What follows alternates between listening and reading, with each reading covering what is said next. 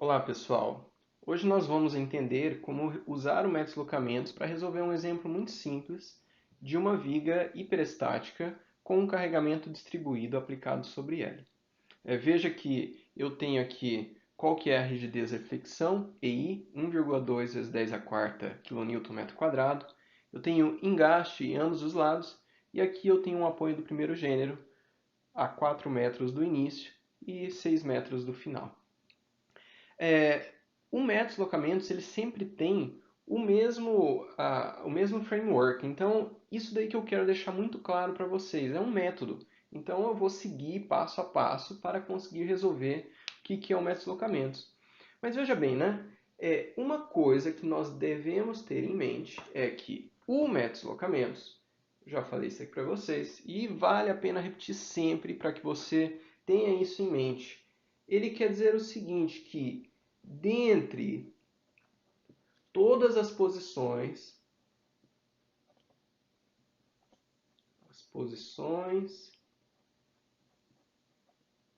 deformadas,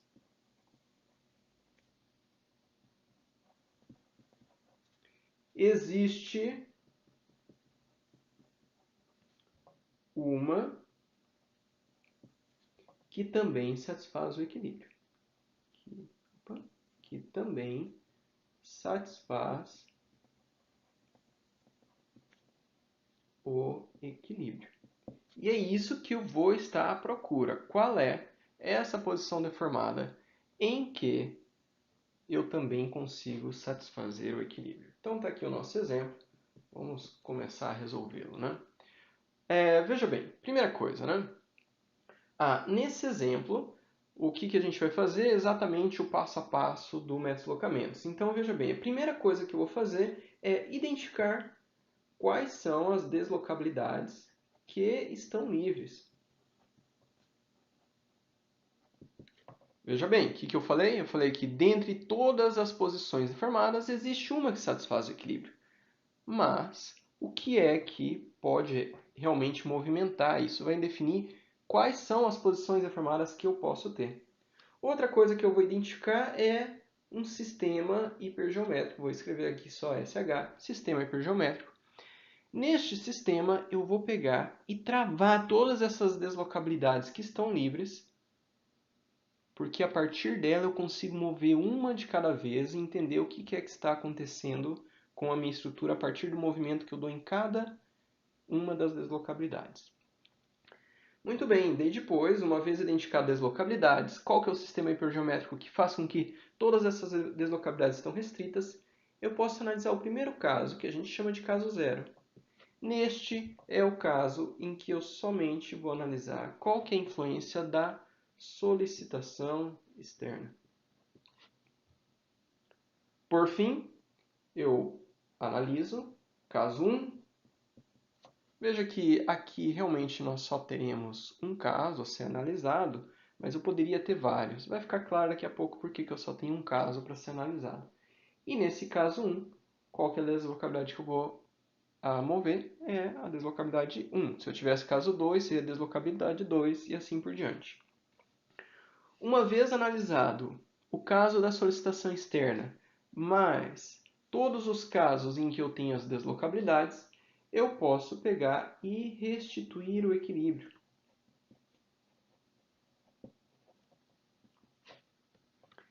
Quando eu restituo o equilíbrio, o que é que eu faço? Eu determino qual é a posição deformada em que também satisfaz o equilíbrio. Porque veja que essa minha estrutura ela vai se deformar. Vamos supor aqui, eu vou fazer uma posição deformada qualquer. Aqui, suponhamos que essa estrutura fosse ficar assim. Estou inventando aqui. Mas essa é uma posição deformada em que eu também imagino que eu verificaria o equilíbrio. Outra coisa que eu quero determinar aqui, não só essa posição deformada, mas nesse exemplo eu quero saber quem que é o gráfico de momento fletor. Portanto, aqui eu passo a determinar quem que é o meu gráfico de momento fletor e assim eu vou terminar o meu exemplo. Muito bem, vamos iniciar aqui. Bom, Primeira coisa que eu vou fazer é entender quais são essas deslocabilidades livres. Vamos ver, nó por nó. Este nó aqui está travado rotação, está travado deslocamento, está travado tudo. Então não tem nenhuma deslocabilidade livre. Veja aqui, este nó aqui, eu travei o meu deslocamento vertical, não travei a rotação. Deslocamento horizontal, como é uma viga, veja que a gente despreza os deslocamentos horizontais. Portanto, a única deslocabilidade que eu tenho livre é essa rotação, a qual iremos chamar de D1. Notem que eu vou sempre colocar isso daqui no sentido anti-horário. Todas as rotações, momentos, serão no sentido horário. Eu vou seguir a regra da mão direita em todo o método de deslocamentos. Ok? Muito importante isso daí para não se confundir com sinais. Uma vez identificado qual é a deslocabilidade livre, aliás, veja que aqui também não temos nada, vamos passar a criar uma estrutura em que todas as deslocabilidades estão restritas. Para eu restringir esse D1, o que eu vou fazer? Eu vou colocar uma chapa aqui nesse apoio, e essa chapa realmente não vai deixar com que esse nó apresente rotação. No meu caso 0, eu vou ter aqui a minha chapa. No meu caso 1, o que eu vou fazer? Eu vou pegar e movimentar essa minha chapa. Então, já vou até deixar ela aqui mexida, rotacionada. Veja que se eu pegar e ter uma rotação dessa chapa aqui anti-horária, dessa forma, essa minha viga ela vai ficar com essa posição deformada aqui. Note que aqui eu estou com a minha solicitação externa. Então, a minha viga sai de uma rotação 0, deslocamento 0, chega numa rotação 0, deslocamento 0. Aqui, mesma coisa vai acontecer. Então, essa daqui que é a posição deformada, tanto do caso 0 quanto do meu caso 1. Muito bem, eu coloquei esses dois riscos aqui do lado pelo seguinte, eu vou analisar aqui esse meu tramo 1 e esse meu tramo 2, eu vou colocar eles divididos aqui, só para que fique um pouco mais limpo a minha apresentação. Tá? Então, tramo 1, tramo 2, eles são contínuos, não tem essa descontinuidade, só para deixar um pouco mais claro o que está acontecendo. Então, veja bem, a primeira coisa que eu quero saber é, se eu tenho engaste, engaste, e aqui eu tenho esse meu tramo 1, quais são os esforços ou reações de engastamento perfeito que vão aparecer no início e no final. E aqui também no início e no final. Agora é onde os nossos formulários serão muito úteis, né? Veja que eu havia mostrado para vocês como chegar nas reações de engastamento perfeito. Nas reações de engastamento perfeito, nós havíamos mostrado um dos casos aqui nesse formulário que eu já tinha apresentado para vocês, que era um carregamento distribuído. Se eu tivesse engaste, engaste. Então, um carregamento Q vai aparecer aqui um momento no sentido anti-horário de QL² sobre 12, enquanto que aqui vai aparecer um momento no sentido horário de QL² sobre 12. Também vão aparecer aqui reações verticais. No entanto, para não ficar tumultuado ali a minha apresentação, eu não vou colocá-las, mas veja que sim, eu tenho elas, tá? Então, vamos repassar isso aqui para cá, ó. Lembrando, aqui eu tenho horário, anti-horário, aqui eu tenho horário. Esse momento é QL² sobre 12. Este momento aqui é QL² sobre 12. Meu Q é de 12, então veja que ficou bem fácil aqui, né? Porque eu vou cortar, cortar, cortar, cortar. Este L², no meu caso, 4 metros para o meu primeiro tramo. Portanto, 4 vezes 4, isso daqui vai ser igual a 16. Aqui, ó, QL² sobre 12, meu L continua o mesmo, então esse aqui também será 16. No meu segundo tramo, o que muda é simplesmente aqui o meu vão. Então, veja que aqui eu vou ter também o QL² sobre 12.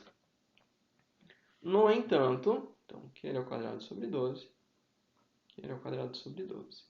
No entanto, o meu vão é de 6. 6 ao quadrado, 36. Mesma coisa está acontecendo aqui, 36. Notem que aqui é anti-horário e aqui é horário esse momento. Eu vou fazer ainda mais, vou ser um pouco mais preciosista, porque geralmente a gente tem um problema aqui de sinais, tá? Notem, esse 16, ele está de acordo com a regra da mão direita. Então, veja, eu estarei utilizando isso daqui como a minha convenção positiva. Portanto, esse daqui realmente vai ser mais 16. Este momento aqui ele está contrário a esse, então eu vou colocar aqui ó, com o sinal correto. Isso é menos 16. Este momento aqui, ele está no mesmo sentido que esse, portanto 36 positivo, e aqui menos 36. Muito bem. Agora vamos analisar um outro caso. Em que eu vou fazer? Eu vou movimentar a única deslocabilidade que está livre e eu vou deixar essa deslocabilidade parametrizada. Ou seja, no momento aqui eu vou colocar um D1, só que eu vou colocar ele unitário. O que é que eu vou fazer? Já que eu coloquei aqui unitário e quero deixar tudo isso aqui parametrizado, todas as respostas que saírem, eu vou sair aqui multiplicando por D1.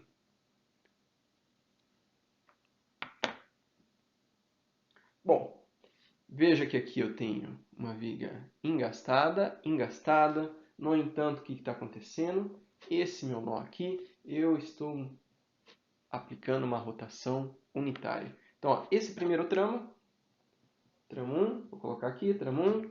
Esse segundo tramo 2, vou colocar aqui as respostas, tramo 2. Muito bem.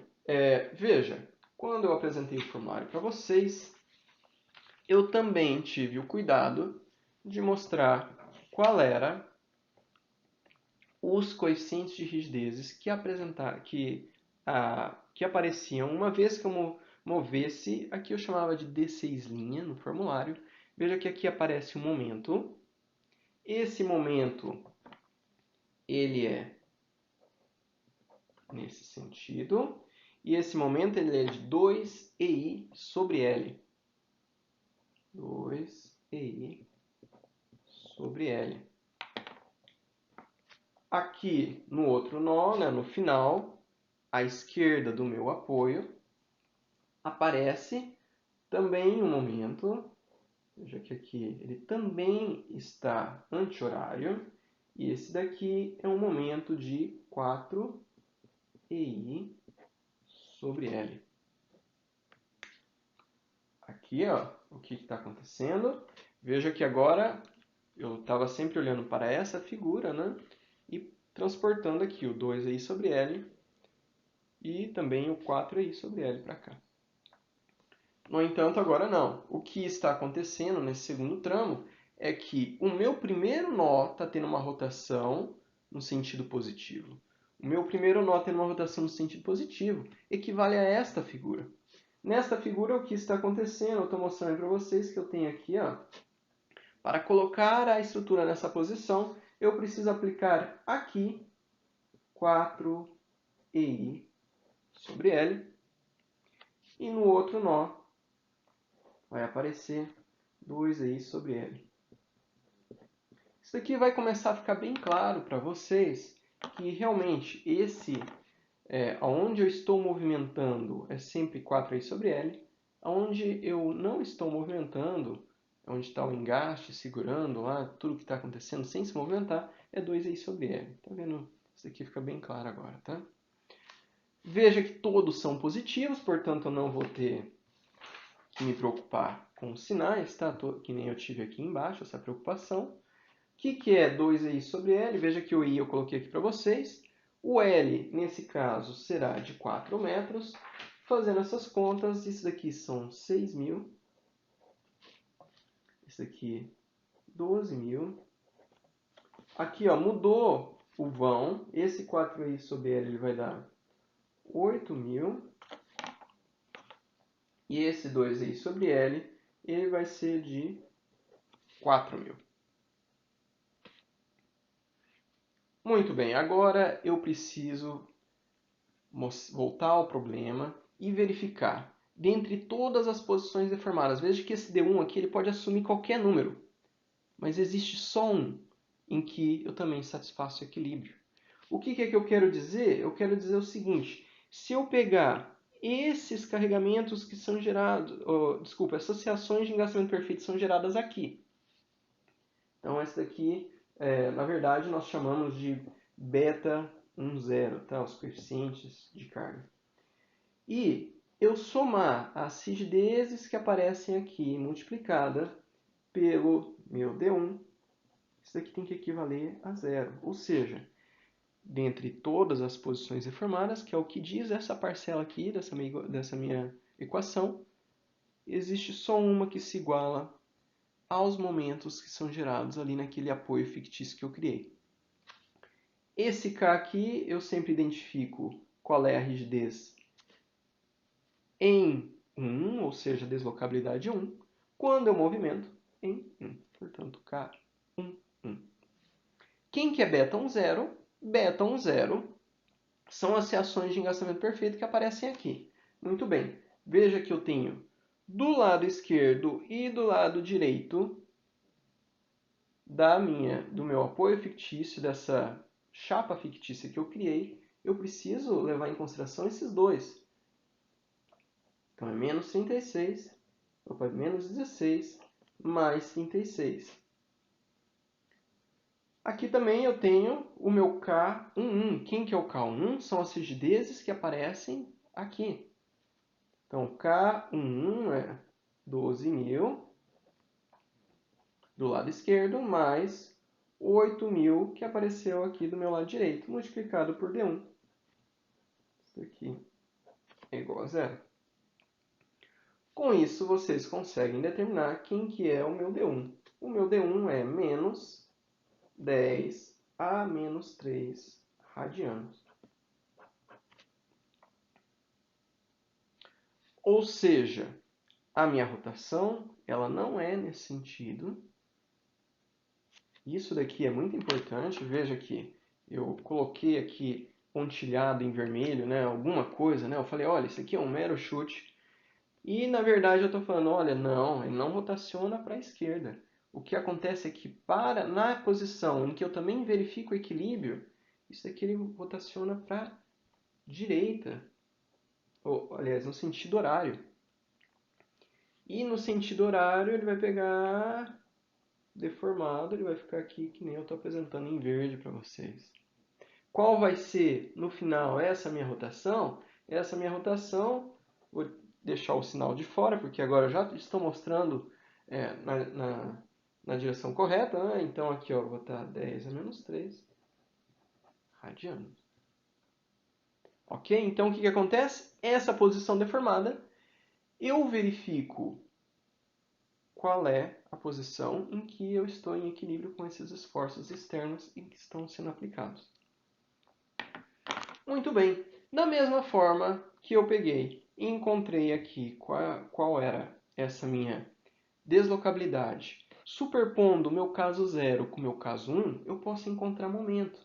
O que acontece? Um momento em qualquer ponto, ele vai ser igual ao momento que eu encontrei nesse meu caso 0, mais o momento que eu encontrei no meu caso 1. Como eu deixei parametrizado aqui com D1, eu vou colocar aqui M1 vezes D1.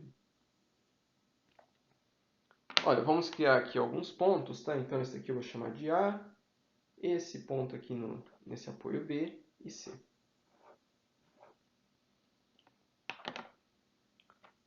Então, vamos calcular aqui um por um, tá? Ó, MA, qual é o momento que me aparece aqui?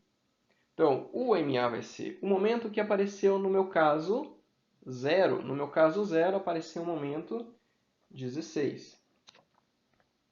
Eu vou colocar seguindo esta a regra da mão direita, a convenção da regra da mão direita.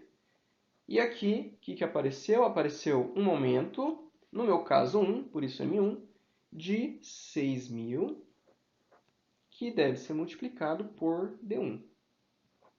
Então, D1 é um menos 10 a menos 3 radianos. Vamos fazer aqui, ó, MB. Eu vou pegar e fazer o seguinte. Eu primeiro vou avaliar o que está à esquerda desse meu apoio fictício. E depois eu vou avaliar o que está à direita do meu apoio fictício. Então, à esquerda do meu apoio fictício, o que eu tenho aqui é menos 16. À direita, mais 36. À esquerda, mais 12.000 vezes D1. À direita, 8.000 vezes o meu D1. Por fim, no último nó aqui que eu tenho para analisar, MC, o que eu tenho? Eu tenho, aqui no meu caso 0, eu tenho menos 36. No meu caso 1, eu tenho 4.000, que será multiplicado por D1. Ok, então aqui, pelas minhas contas, isso daqui está dando 10. Esse daqui deu menos 40. MB à esquerda, menos 28. E mais 28. Vamos tomar um pouquinho de cuidado aqui, ó. Então, vou pegar o meu tramo 1 e o meu tramo 2. Eu vou deixar eles aqui em separado, porque vai ficar um pouco menos tumultuado. Veja que eu estou dizendo que aqui é 10, não sei porque eu coloquei 16. Então, o que está acontecendo aqui? Eu falei, eu tenho mais 10. Qual que é a convenção que eu usei? Da regra da mão direita. Então, eu coloco no sentido anti-horário. MB à esquerda, menos 28. Sentido horário, então. Ó. Não vou colocar o sinal, porque agora eu já estou colocando correto esse vetor. Aqui desse lado eu tenho mais 28. Mais 28, regra da mão direita, no sentido anti-horário. Menos 40. Menos 40 vai ser assim. 40. Ok, então agora vamos realmente fazer o meu gráfico de momento fletor, finalmente.